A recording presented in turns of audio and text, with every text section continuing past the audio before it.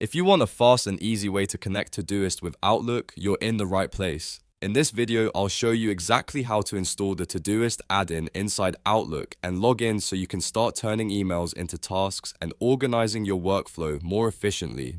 This is a great setup for anyone who wants to save time, stay on top of important messages, and keep everything in one simple system. If this video helps you, make sure to hit like and subscribe for more quick software tutorials. Alright, let's jump right in.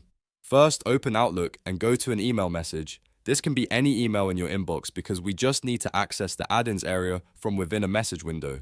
Once the email is open, look to the top right corner of the message. Depending on your version of Outlook, you'll either see an apps icon or a three dots menu. Click that menu to reveal more options. From the list that appears, select Get Add-ins. This opens the Microsoft Add-ins store where you can browse and install tools that work with Outlook.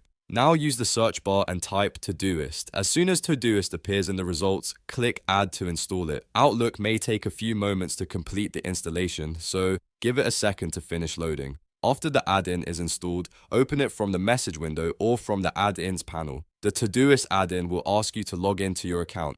Enter your Todoist email and password, or continue with your preferred sign-in method if available. Once you're signed in, Todoist will be connected to Outlook, and you'll be able to use the add-in to work more efficiently with your emails and tasks. From here, you can start using Todoist alongside Outlook to help capture important action items, keep track of follow-ups, and stay organized without switching between apps all day. That's how you connect Todoist with Outlook in just a few simple steps. If this tutorial helped you out, please give it a like and subscribe to the channel for more easy step-by-step guides. Thanks for watching, and I'll see you in the next one.